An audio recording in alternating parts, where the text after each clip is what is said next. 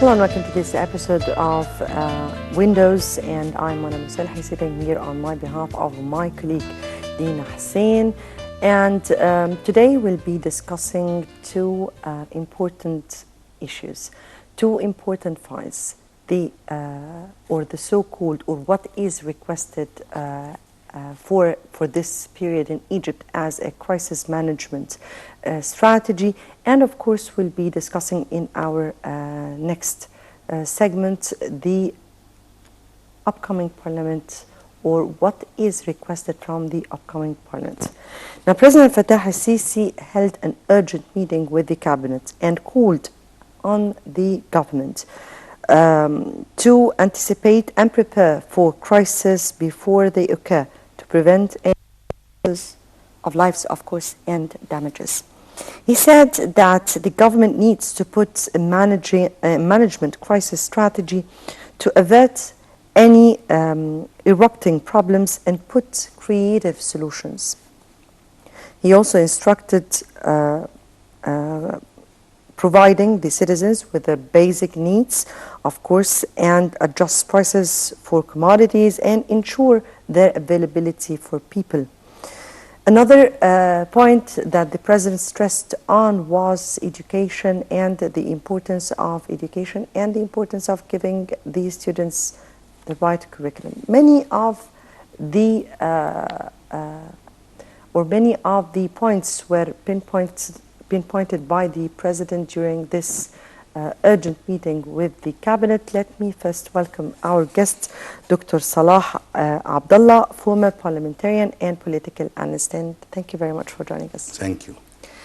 If we start the urgent meeting that was held by President Sisi for the cabinet, and of course he called for the government to put a crisis management strategy. Exactly what is meant by a management crisis strategy? Means that the government will have the plans to face any crisis which happen. And the crisis here is two types. Crisis which comes suddenly, like what happened in Alexandria, and chronic crisis like what happening in education and in health problems. This is a chronic crisis. The acute crisis needs an urgent solution because the infrastructures is in bad condition, and that's why the water collected and it caused all this mess in Alexandria. People loses their own lives. Some houses had been in bad condition, and I think one house fall and there was deaths under the house. This means that the government have to put an urgent plan to improve the infrastructure, especially in the towns, starting with the towns, which is in the dangerous point, like those towns in the seashore, like Alexandria, like Kafr al-Sheikh, like these areas, which is the rain is known to be very high every year. And every year we hear from the government, not from this government, from the former government, since about 20 or 25 years, every year rain will say we will do and so and so and so, and the second year will be the same. We hope this time will be much work and will be scientific work according to the instructions of the president to put a real plans and to make it real and fact to improve the condition in these towns. Yes, you just pinpointed on a very important issue, sir, here, which is scientific basis that should be the one that rules what a management crisis administration would be. Now, from your point of view, these scientific bases that we need to put in order to put a real strategy, what should this be, or how could it be acquired, or how it would be implemented? It depends from problems to the other. If we are talking about the infrastructure, like say a town like Alexandria, so you have to make a plan to how the rain water will be directed in a way doesn't affect the life of the people, and in the way we can use it again, because this water is needed. Is needed. Is not a waste. There is countries living on rain. Yes. All the African countries are living on rain. So this water is a source of wealth, not a crisis. But we make it crisis by our way of dealing with the question. So they have to arrange a way, have this water will be protected, and it will not be obstacle to the life of the town. I visited many towns and I lived in many countries where the rain was falling and we are walking in the street, going to our work and returning back, and the rain can continue for a week and 10 days continuous, day and night, and with very simple solutions. Okay, we need that. We need that. Our problem is that we talk more than we are working, and when we start to work, we give the things for non-specialists, and usually it ends by a very bad and non-practical way. And many money had been spent by this way. If we look to other problems like health and education. We'll get to that. We'll get to that because this is also other important areas. But if we stick to what we were speaking about, an infrastructure. An infrastructure, this is a very important issue because this is the base of any country. I mean, infrastructure, our roads, our highways, are the drainage, are the sanitation, are the whole life of people is based on the infrastructure of the country. Now, this is what I was speaking about, this scientific approach. We should be basing putting the basis, rather, of solving our problems. In this particular area, infrastructure, can this be really solved? First, you have to see your priorities, you know, and put it, because you can't do everything in the same time. You are not a very rich country, so you can do everything in one time. But you have to look for your priority. Number one, and to find a solution which is very simple and can do what is needed. I will give you an example. I was living in Nigeria. Nigeria is a very wide country, broad country. You know, they can't spend money on infrastructure under tunnels under the ground. What they do, they came to the side of the road and they make a kind of canal in the right and left, and they make the road going, higher in the middle and sloping to the edges. When the rain comes, it usually go right and left and run in this canal, and this canal at the end find a tube going to a store.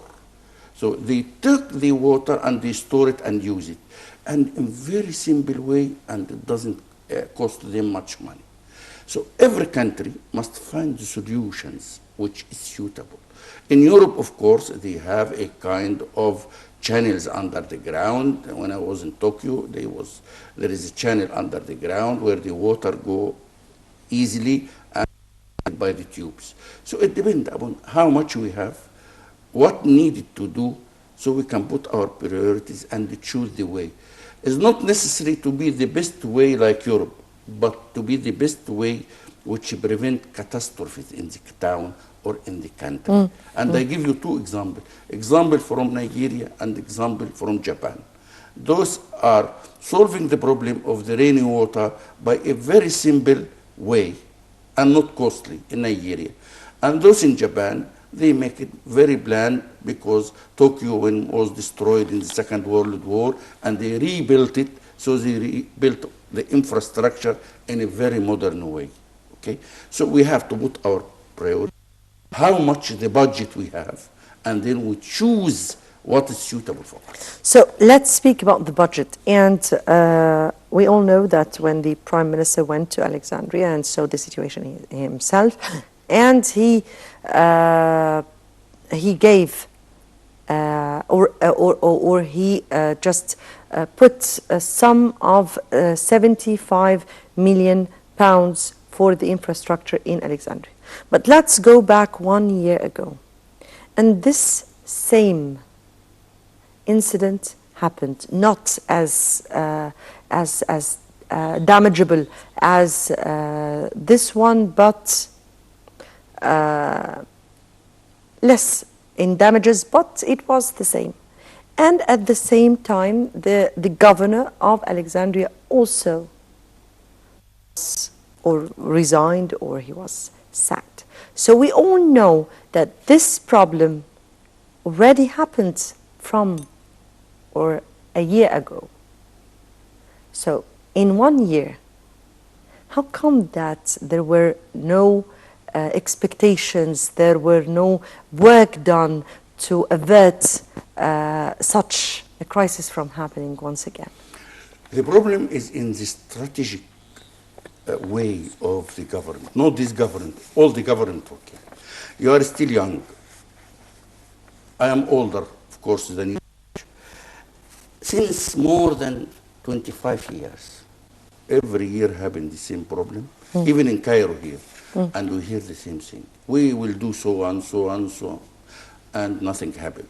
They put a strategy that Egypt is not a rainy country.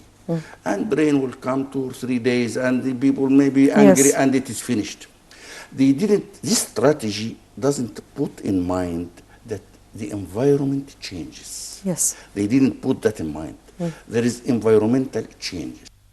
And these changes lead to changes in the amount of rain in some countries like Egypt.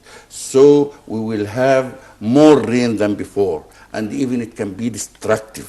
Yes, and the repercussions would be Yes, more. they didn't put that. Now they face the problem. Yes, so very they much have to indeed. work very rapid because more deterioration can happen. Yes, I have with me over the phone Dr. Arif Al-Dasuqi, Professor of Political Science. Good evening to you, sir. Hello? Hello, good evening. Good evening to you, Dr. Arif. Hello, Dr. Salah and you. Thank you very much.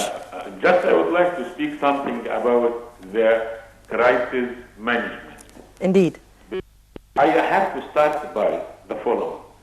Any crisis can be classified either natural or non-natural.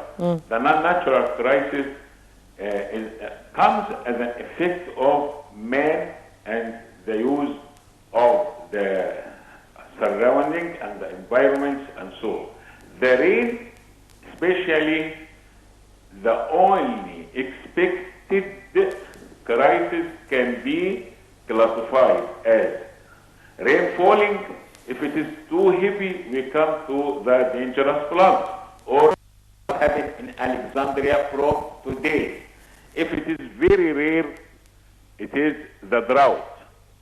And the drought or the dangerous floods, we can classify them as an extreme case, either very few or so much. The expectation of these crises, rain falling especially, can be expected. And there is a lot of studies. I can mention the studies of Gamble, and the title of my thesis in PhD is nominated Theory of Extremes, and its applications in long-range planning, and system reliability, expectation of the time of the maintenance, and so. We can speak about the total networks, the pipeline system in drainage, or water pipelines going to homes, or electric network. All these can be classified under some mathematical models or some statistical mathematical models, and the study of all these cases is very much and too much published in the scientific papers. And the problem in Egypt here is that we have no working group to work in this title. And from today's, I was speaking with one of my friends belonging to the higher authorities, that there must be a group working in classifying all crises, working to have a map for all expected crises, not only the water in Alexandria. The water in Alexandria is one example from this crisis. We can have much more different crises not expected from others. Actually, But Dr. I Arif, can ask you to mention to all authorities, we have to arrange a group working in this direction. yes. And having a plan to put a map for all Egypt. Actually, Dr. Arif, at the same time of what happened in Alexandria, there were also the floods that occurring in Sinai, and this was not the very first time that floods. What happened in Alexandria was expected. Really was expected. Because that happened several times, and it's not the first for these areas to be flooded. And it is well known the times of this rain falling and Yes. what they call Nawat. In Alexandria is about the number of these is about 18, and it is well known the times the amount of rain falling is expected, but the level what happened from 3 days in Alexandria, really it is about 6 times, but it is one of the expectations that can be done, and how to avoid this and the after effect of this incident. So it is very simple, but we are sleeping not only in the water, but in something other. And I can ask you to announce that we have to arrange a group. Dr. Salah is speaking about the same idea for arranging a group, studying all this, working in the production of a map for crisis, the expectations, avoidance for any network, the maintenance time. There is 2 types of maintenance, preventive maintenance and periodic maintenance. This must be all arranged and can be studied if we have a group tasking for this and have a good task to do this. Thank you very much. Yes, thank you, Dr. Arif Ad-Dasuqi, Professor of Political Science, for being with us, and of course for your input. And back to you, Dr. Salah. And as Dr. Arif, yes, there is a kind of prevention team that should be there to study the situation, there to prepare for any crisis, there to prepare for the management crisis, and should carry on with the mission after that. But that is not the only problem or crisis that is facing Egypt. We are faced by many other crises. And if we are speaking about crises, we can speak about prices which are uncontrollable. We are speaking about education that we've been speaking about days and days and years after years. Students need much more better education than what they are having, so we can really build a generation for shaping up the future of the country. If we're speaking about other crises, then we're speaking about healthcare system in Egypt and the health of people who are requested to build the country. What about these? I will start with education. The problem of education is that we divide education. Before, all the people in Egypt was educated in the same level and in the same standard. Then after, from 85 on, start special schools, so the rich people, they are now have a special class of school, and the other people in the country, they are going to the government schools, which became very low standard. When you put 70 students in a class, how they will learn? How the teacher can control? How will they listen number? or How hear they their listen? teacher in the first So place? the first thing you need is to solve this problem. This is pre-university schools. To solve this problem, that the class must not increase more than 30 students by any time. It can be 20, 25, but I say make it 30 or 35 students.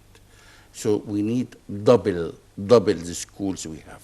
This is number two. If we go to the university, the number of students in relation to the professors is increased below the international standard.